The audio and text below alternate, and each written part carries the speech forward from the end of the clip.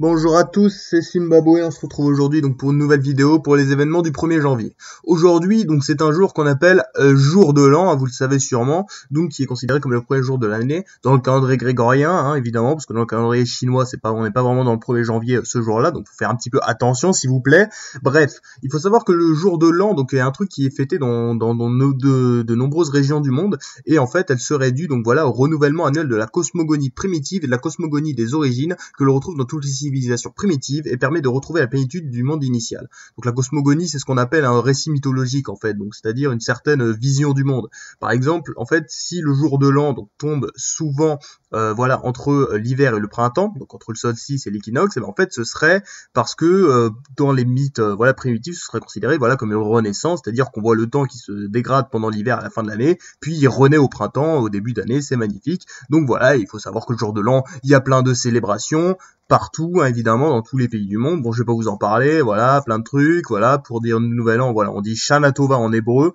Si vous voulez dire, si vous voulez parler en hébreu, vous dites Shana Tova, voilà, je sais pas pourquoi je vous parle de l'hébreu, mais donc voilà, le jour de l'an, hein, j'ai pas grand chose à dire, étant donné que tout le monde le sait, ça c'est pas marrant. À retenir. Aujourd'hui, un truc plus marrant, hein, c'est l'anniversaire de la découverte du tout premier astéroïde, hein, la découverte de Cérès, donc qui est la plus petite planète naine reconnue du système solaire, mais ça c'est autre chose, mais donc qui est le tout premier astéroïde qui a été découvert le 1er janvier 1801 par Giuseppe Piazzi, donc un astronome très important évidemment, donc du début du 19e siècle et fin 18e aussi, et donc bon ce type italien, donc voilà, il nous a découvert le tout premier astéroïde, donc voilà un astéroïde planète mineure composé de roches, de métaux et de glace et dont les dimensions varient de l'ordre du mètre à plusieurs centaines de kilomètres. Et il faut savoir que Cérès se trouve dans la ceinture d'astéroïdes. Bah oui, parce qu'un petit cours de géographie évidemment du système solaire, il faut savoir que le système solaire, on a le Soleil, on a les 8 planètes, tout ça, donc voilà, mais sauf que entre Mars et Jupiter, il y a un monde. Et bah entre les deux, bah qu'est-ce qu'on a? On a plein d'astéroïdes, donc on a des centaines de milliers de petits astres, voilà, plus ou moins grands. Bon, Cérès c'est plus grand, et donc voilà, le tout premier a été découvert par Piazzi, donc voilà, mais il faut savoir que bon, des astéroïdes, il y en a plein qui sont petits, plein qui sont grands, et aussi il faut savoir qu'au début du 19e siècle, il y avait pas mal de débats en fait pour savoir si on considérait donc les astéroïdes comme des planètes ou non, parce que bon, voilà, on en découvrait un petit peu, mais sauf que leur trajectoire était bizarre, mais au final, comme dans les années 1850, bah il y a plein d'astéroïdes qui ont été découverts, et bon, on a décidé de les considérer juste comme une ceinture, voilà, de planètes. Donc voilà, important à retenir. Et aujourd'hui, c'est l'anniversaire de la fondation d'une ville. Et oui, ça fait longtemps que j'avais pas parlé de ville. C'est l'anniversaire de la fondation de Rio de Janeiro, donc évidemment souvent désigné sous son nom Rio, donc qui a été fondé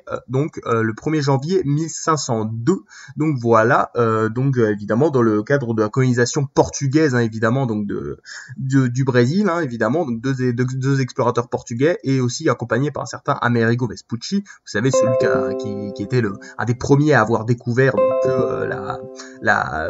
le continent des Amériques n'était pas l'Inde, et du coup qui a donné son nom au continent, comme Jean-Michel Europe.